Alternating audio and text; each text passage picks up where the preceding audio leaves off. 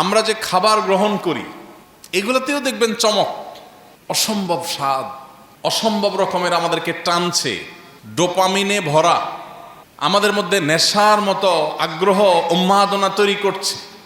আপনি আধুনিক সমাজের তরুণদের, কিশোর দিকে যদি তাকান, আধুনিক যুগের তরুণ কিশোররা দেখবেন যে তারা আখ ছিলে খেতে পারে না।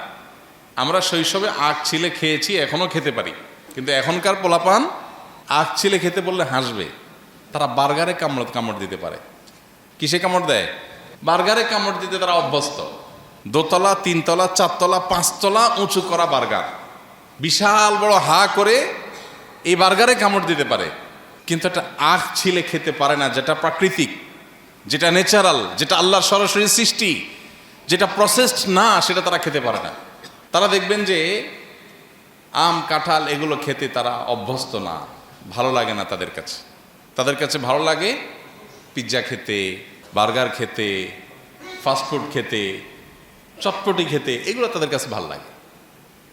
আমাদের সামনে সহজে খাওয়ার মতো, সহজে উৎপাদন করার মতো, অল্প চেষ্টায় অনেক ফসল হওয়ার মতো বহু ব্যবস্থা এখন পৃথিবীতে আছে না নাই?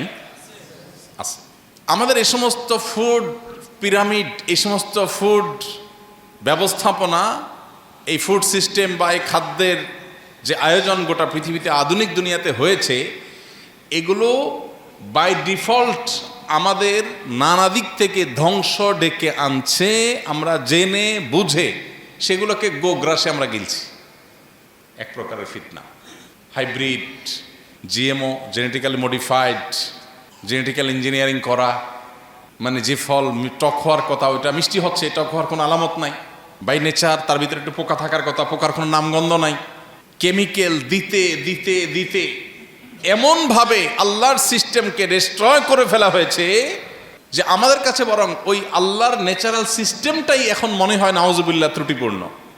আমাদের কাছে মনে হয় যে আর্টিফিশিয়াল এই যে ফুড সিস্টেম, এটাই বোধহয় আমাদের জন্য উপযোগী, এটাই বোধহয় আমাদের জন্য কল্যাণকর। এই যে একটা ফিতনা, আমি যেটাকে মনে করছি ভালো, সেটা আসলে আমার ধ্বংস ডেকে আনছে।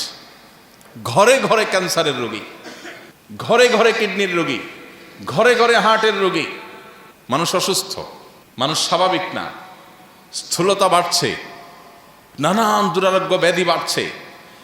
একদিক থেকে আমাদেরকে খাওয়াচ্ছে, আরেক দিক থেকে আমাদের কাছ থেকে ট্রিটমেন্টের নামে পয়সাগুলো নিয়ে যাচ্ছে।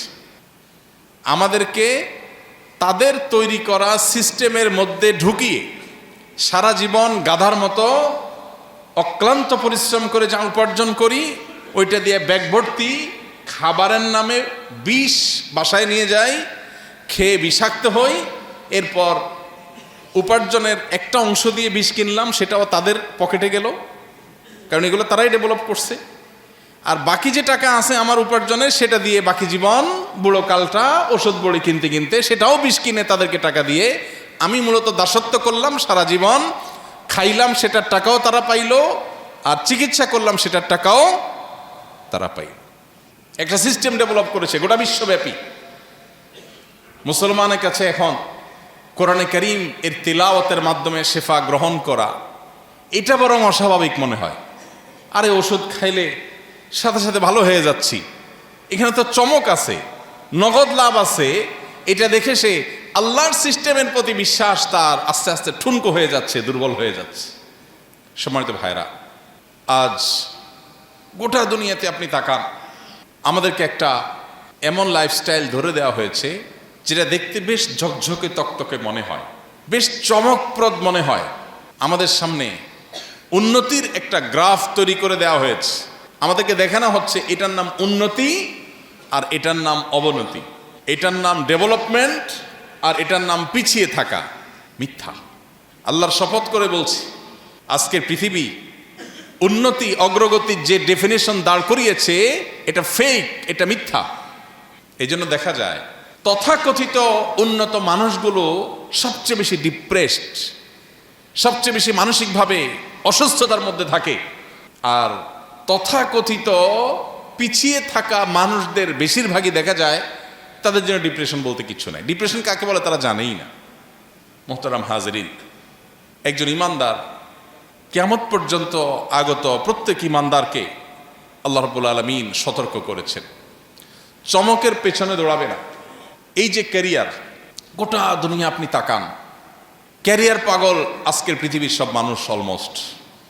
আমাদের কাছে ক্যারিয়ার ডেভেলপ করাটা অনেক গুরুত্বপূর্ণ। আমরা কতটা কে কত বেশি ক্যারিয়ারিস্টিক হতে পারি, এর জন্য আমাদের অনেক কম্পিটিশন চলে। আপনি দেখবেন সততার কোনো কম্পিটিশন নেই।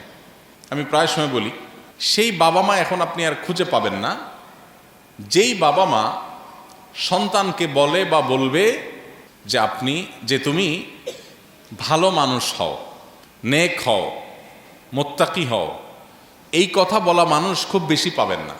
বাবা মারও লক্ষ্য হলো, বাবা তুমি কি হও, টাকা পয়সা কামাই করো, ভালো শিক্ষা দীক্ষা অর্জন করো, ভালো সার্টিফিকেট অর্জন করো, ভালো জায়গায় জব করো, ভালো ক্যারিয়ার গড়ো, যাতে আমি গাল পেটাতে পারি আমার ছেলেটা অমুক, আমার ছেলেটা তমুক, আমার ছেলেটা ওই চেয়ারে বসছে, আমার ছেলেটা ওই দেশে গেছে। এতে আমার ভেতর দিয়ে জ্বলে পড়ে ছাই হয়ে যাক, কিছু আসে যায় না। উপর দিয়ে মানুষ জানতে হবে যে আমি অনেক ভাবসাবে আছি। ফিতনা। মোহতারাম হাজরিন, কোন লাইফে আমার দুনিয়া এবং আখিরাতের জীবন সুন্দর হবে, সত্যিকারের সুন্দর হবে, সত্যিকারের উন্নত হবে, সে সম্পর্কে কোরআন এবং হাদিস পরিষ্কার গাইডলাইন দিয়ে গেছে। কিন্তু আপনি দেখবেন সেই পথে মানুষ হাঁটে না, সেই পথে মানুষ হাঁটে না।